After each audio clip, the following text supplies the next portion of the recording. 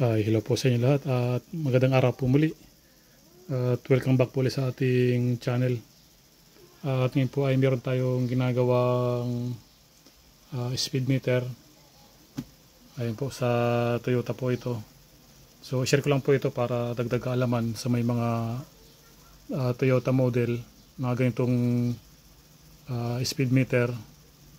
So ang trouble po nito ay wala siyang speed meter, hindi po gumagana to yung kanyang pointer.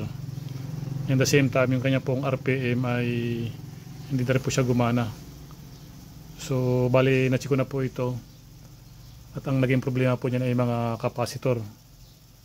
So gawa ng walang available na kapasitor mabili, nag-order pa ako sa online kasi po napakahirap hanapin itong kapasitor nito para dito sa kanyang speed meter. Ayan po. So ang value nito ay 6.8 over 25 volts. Ayan. 6.8 over 25 volts. Mahirap hanapin ito, bihirang-bihira lang. Then dito naman sa RPM gauge, ang nasira po dito ay dalawang 10 microfarad na 25 volts. Bali, pinitan ko po ito ng luma lang, temporary, para gumana siya. Ay okay naman. So, bali, papalitan po natin ng bago na kapasitor. Ayan. So, bago po yan. Dalawang 10 UF. Ayan. So, ito po, ito yung pinakasira nito, yung 6.8. Pero meron pa siyang katabing dalawa na 100 over 25 saka isang 22 over 25. Bali, isasabay ko na po yun kasi luma na talaga siya. Ito po yun, yung kanyang mga lumang kapasitor. Ito yung sa speed meter, 6.8. So bali, nabura na siya, hindi na masyadong maaninag. Then ito po yung sa RPM gauge. So pag sa Toyota model na 90s, ito po sure ball po ito, kapasitor ang sira pag hindi gumana yung inyong meter. Ayan, so palitan po natin to yung speed meter saka sa RPM gauge. Ay po atin pong tanggalin yan para makita nyo po kung saan nakapisto yung mga kapasitor.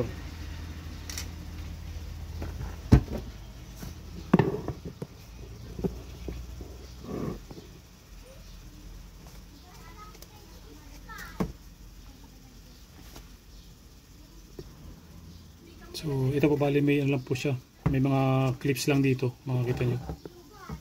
Yan yung clip nyo. Then makakugot na itong kanyang front cover. Ito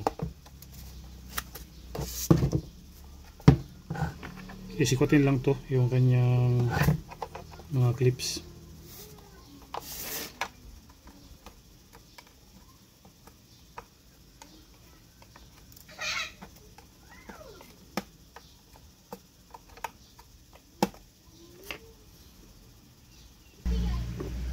So ito na po, natanggalan natin yung kanyang cover. Ayan. Then insert natin yung kanyang ito po yung kanyang pinaka metro saka yung board sa loob. So may screw lang ito dito sa likod. Ayan, kung makikita nyo, tanggalin po natin yan. So bali ang unahin natin yung speed meter. Then i-serve natin yung kanyang RPM. So tanggalin natin yung screw.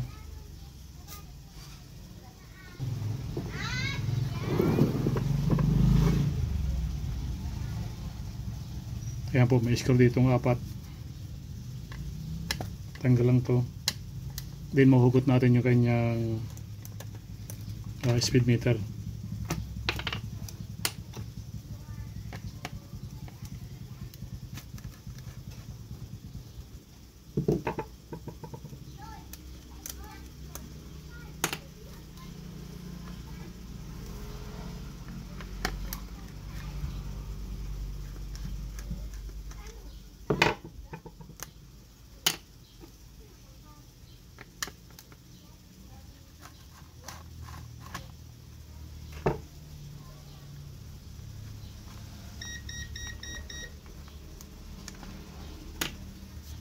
So ayan po siya. Tanggalan natin. Then hugot lang to. Ayan. So ito po yung board niya. Then tanggalan natin yung kanyang capacitor.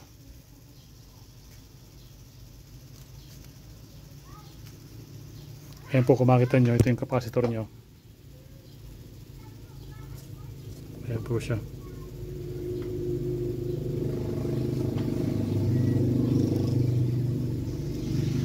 So dito po nakakabit yung 6.8 25 volts ay no. So yan ang pinaka problema niya, yung 6.8. Bali sasabay ko lang tong dalawang to, yung 100 saka 22. Ayan.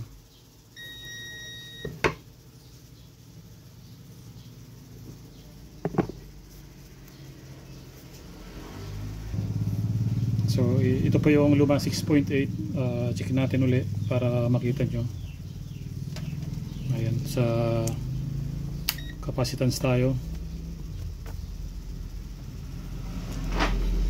Ito yung lumang binunot natin. 6.8 dapat to. Check po natin.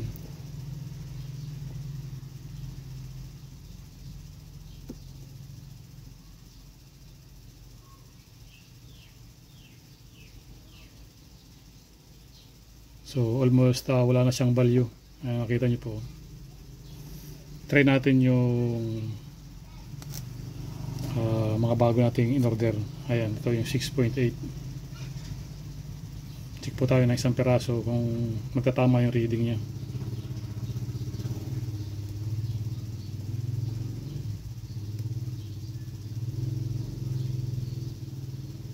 Ayan po, makita nyo 6.85 microfarad. So ibig sabihin talagang totally sira na po ito. Ayan. Then itong dalawa sa RPM gauge, ito po yung 10/25 na binunot ko na rin. Ayan o. Check natin kung anong value nya.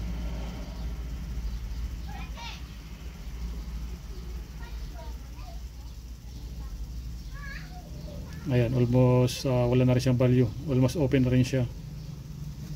Check po natin yung bago nating 10/25. Ito, 10/25.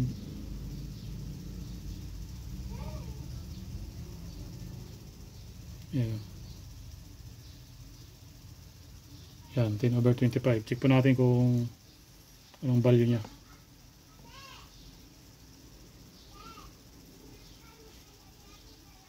Ayun, ang taas. 11.30 or 29. So ano po siya, tama ang reading niya. Mas malakas na po talaga siya kasi bago po siya. So okay po, pinakita ko po sa inyo yung difference nung mga luma at bago. Okay, atin pong install yung 6.8. Ito. So bali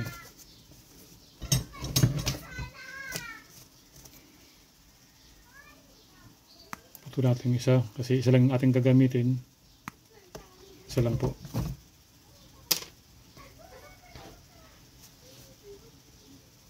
Ayan, dito po siya nakakabit. Diyan natin isalpak yan. So bali ano po pala yung polarity niya dito. Dito sila nakaharap yung negative. Ayan, makikita nyo, negative, negative.